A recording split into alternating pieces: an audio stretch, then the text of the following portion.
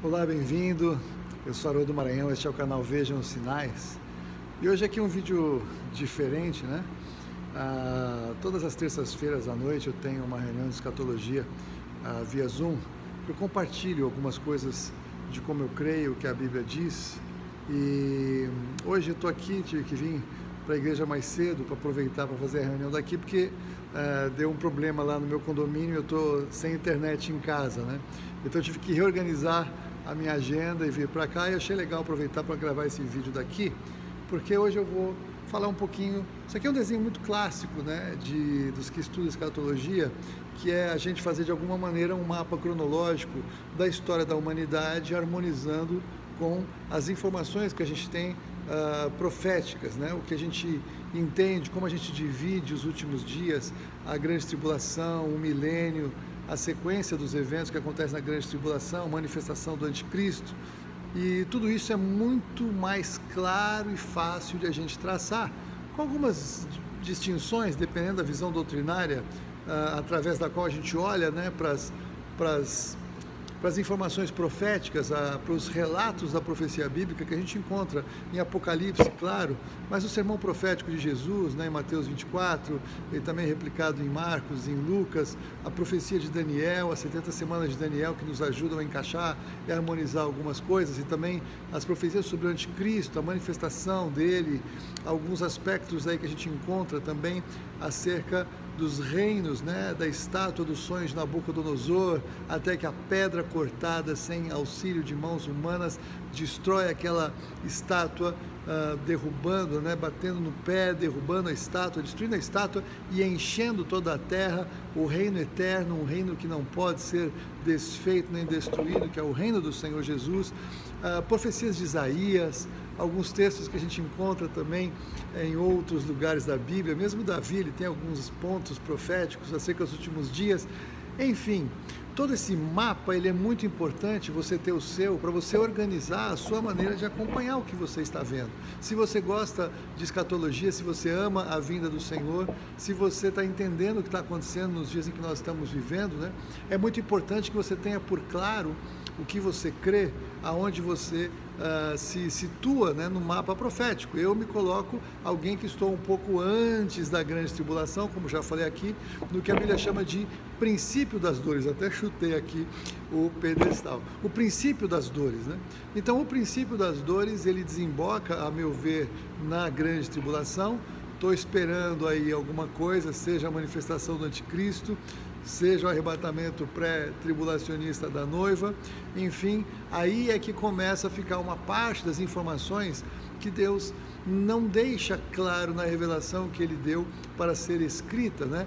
Na verdade, a gente tem, quando Jesus se manifesta diante de João, ele fala da revelação que Deus lhe deu para ser dada a João, para ser registrada para os seus servos, os profetas, os servos que servem, os servos que são os amigos, para a noiva, enfim, a revelação de Apocalipse é para todos os santos, todos aqueles que de alguma maneira estarão vivos nesses dias, como me parece ser o meu caso e o seu caso. Creio que estaremos aqui nesses dias tão importantes, marcantes e proféticos. Mas então, cada um de nós vamos nos situar nesses lugares, dependendo do nosso olhar, a gente está esperando algum evento. Ninguém tem o mapa completo, porque esta parte ainda é um mistério, porque a revelação é progressiva, pelo menos eu creio assim. Tem pessoas que são bem dogmáticas e falam, vai ser assim, e eu respeito.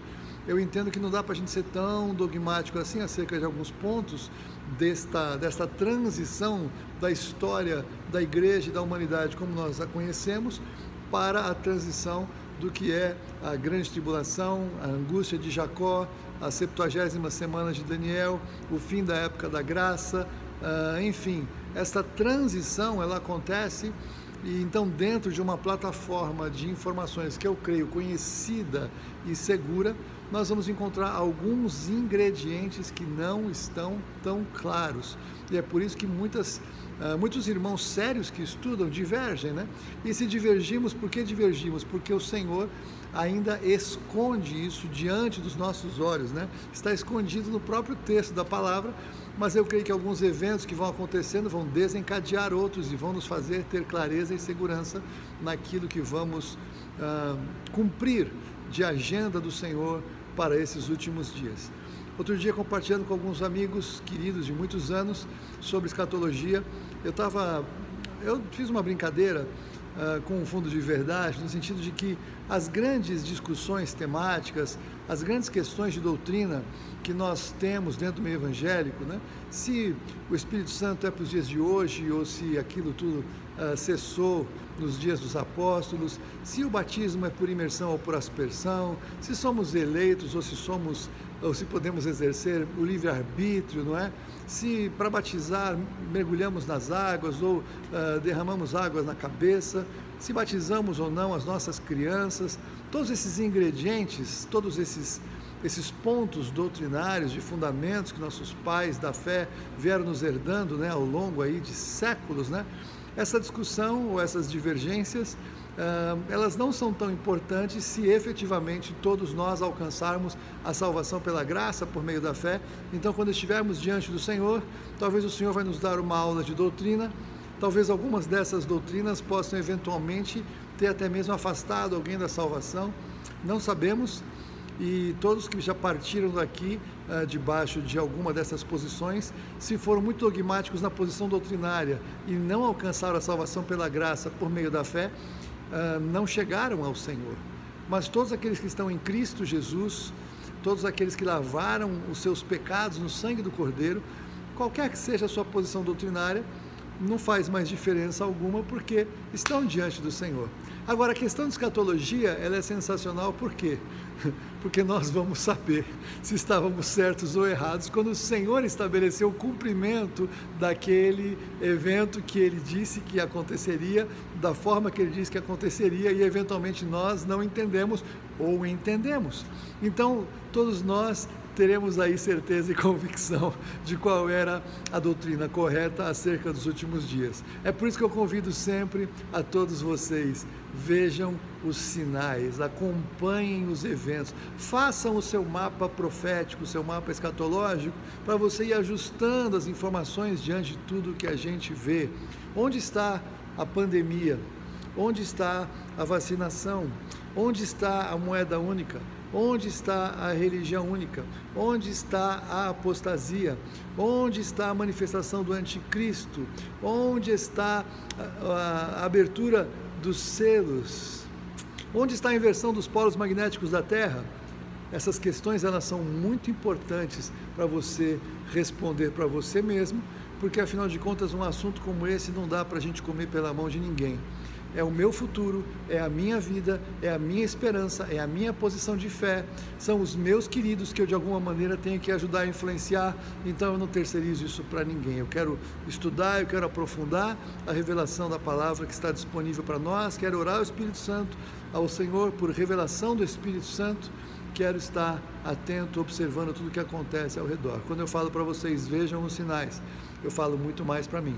Esse convite permanece.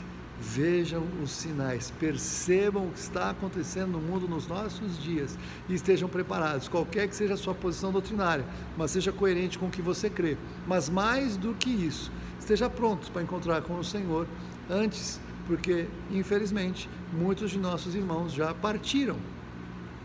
E aí não faz mais a menor diferença do que ele cria acerca do arrebatamento ou de escatologia. O fundamento sempre é o que nós cremos acerca da salvação em Jesus Cristo. Nada é mais importante do que a certeza da salvação. Você tem certeza da sua? Responda isso para você mesmo, não para mim. Deus te abençoe. Até um próximo vídeo, se Deus quiser.